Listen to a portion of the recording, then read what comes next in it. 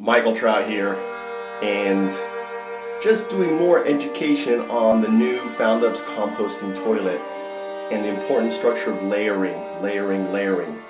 I want to talk about layering a little bit. What you're doing is you're basically providing layers, and the layers are going to become ultimately places where worms will be able to lay their eggs and work through it and work all the way down, as you will see.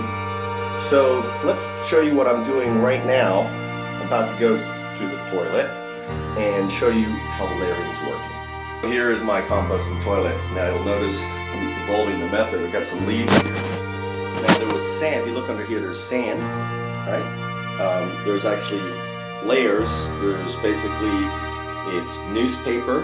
We'll talk about the layers. Newspaper. On the newspaper, then there's kitchen waste. On top of the kitchen waste is sand. Then on top of the sand is basically brown leaves. Then the feces goes on top of that. Then more brown leaves on top of that, a good layer of that, and then a layer of sand that's compacted down, right? And then here we are now repeating the cycle. What I'm going to do here is I've got the kitchen waste from just basically one day, bananas and stuff. What I'm going to do too now is I'm going to layer these green leaves in here. All right.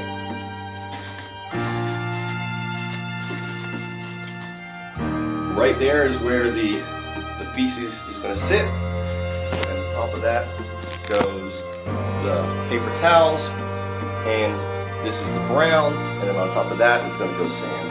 And now this is probably ready to be buried. So I actually have 2 uses on this one. The other one I had 3 uses, but this one is 2 uses. Alright, so I'm done, and obviously there's toilet paper on top of the feces, and I've added the brown. So what am I going to do now? Always to remember to wash your hands. I've already washed my hands. Washing your hands is really important. Wash, wash, wash. Whenever you're dealing with anything with feces, you gotta wash your hands constantly. So I close up the toilet, and then I can just easily pick it up from the top right here, okay, and carry it. This is a 30-gallon bag, and they're really strong. These plastic bags that you can use. They've got a tie, and when I'm storing it, I wrap and do basically just a shoelace. I just wrap one cord around really tight, and then just do a shoelace, and it opens up really easy. But right now, I'm going to move it. So the final topsoil you're going to use is actually, you're going to put worms on it.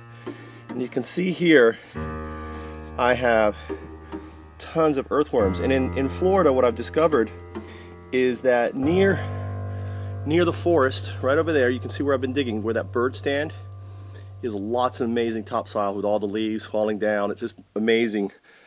What's known as humus, I think is what you call it. So you can see all these worms in here. Now, I am making a worm paradise, and the way I'm composting this toilet is I'm creating into a worm farm, and let the worms basically go down there and eat everything as it decomposes. So what I'm gonna do is start adding soil. Just digging through, looking for the worms, right? Grabbing worms with soil and adding it in here. So this is nice, beautiful topsoil. You know, you could technically plant this, put this in the ground deep, and plant a nice tree on top of it. And what's going to happen is the worms are going to work their way down. Right? And they're going to find themselves good food on there. What is this? It's some tile or something I found in here. Some tile. So I'm just digging through this topsoil, looking for my worms. Putting stuff on here. I know I had worms. I saw lots of worms. Here's one. Right there. Worm.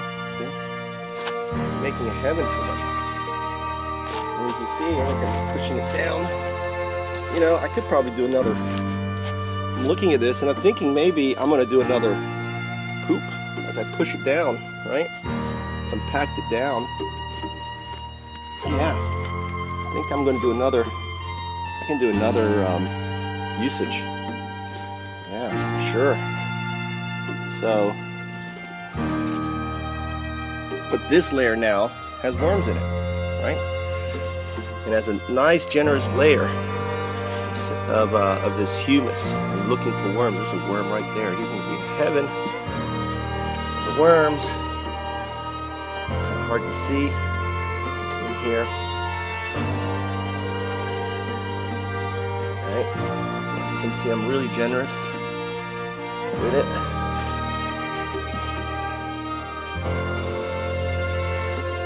Another worm. Here.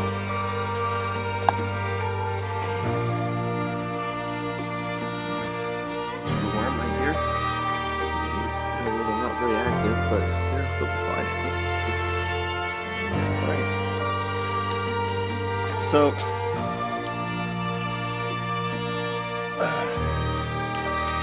this is ready. I'm going to use this one more time.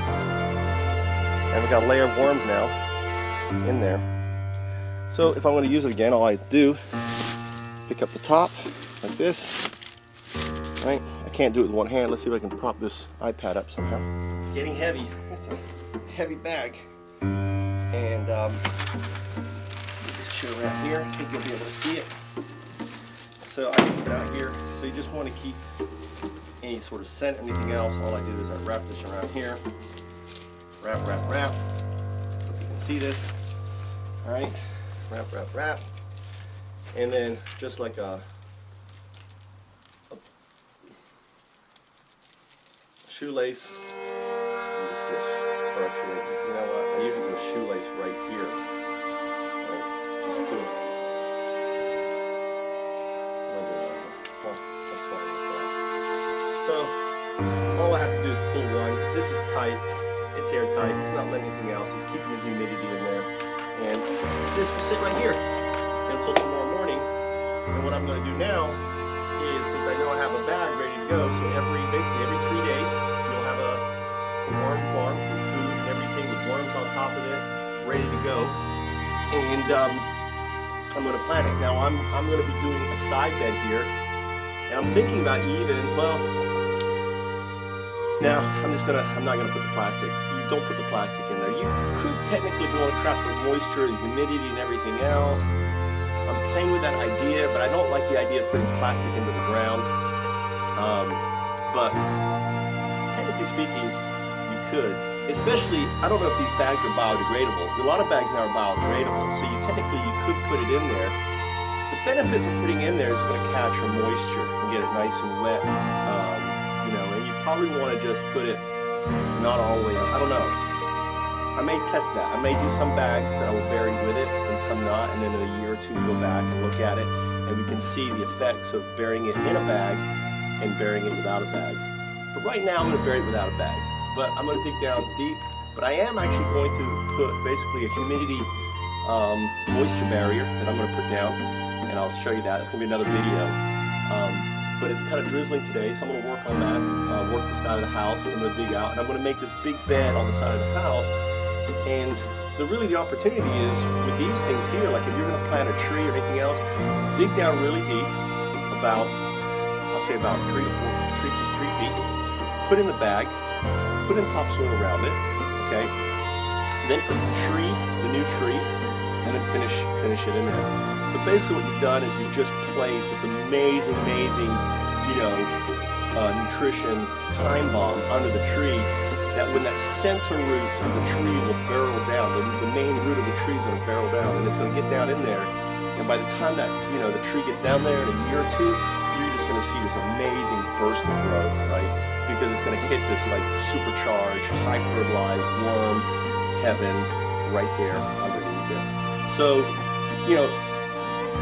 what's really cool about the composting toilets is you can use these basically for growing fruit trees and other things, and I'm going to be using this model because as I convert this green belt into a food forest, I'm going to dig down, and when I have a small apple tree growing and I've got apple seeds and I've got vines and everything else, I put one of these buried deep under there, not too deep, but deep under, because I know the roots are going to get down there and it's going to provide some amazing food.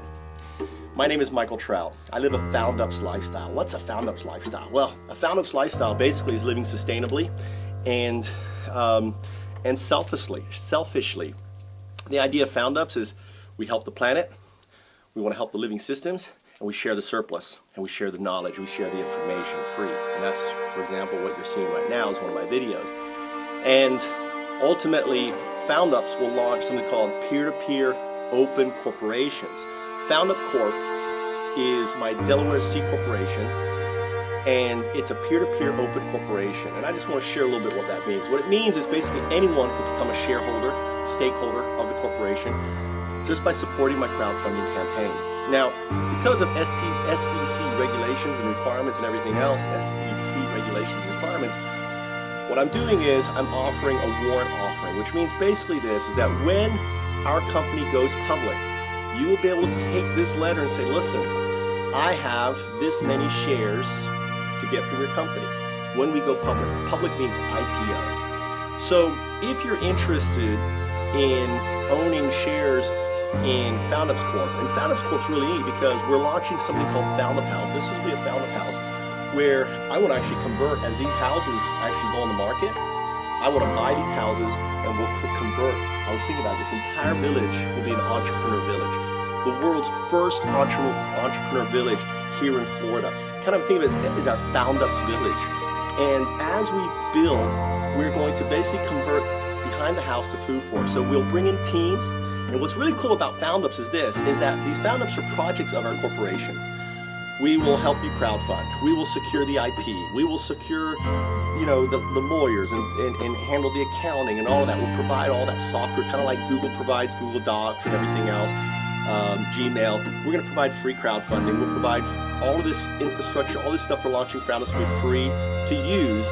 And as we start with one Foundup house here, and there's already houses as these retirement communities. So as people die and the houses go on the market, we're just going to buy them up. So we're going to convert this village into an entrepreneur village. It's going to be called Foundups Village or Foundups, town or whatever. And imagine every house with, anywhere between 10 to 15 global entrepreneurs from India, from Cambodia, from, you name it, right? Coming to Florida, learning about Foundups. We will do solar panels, we will hydroponics.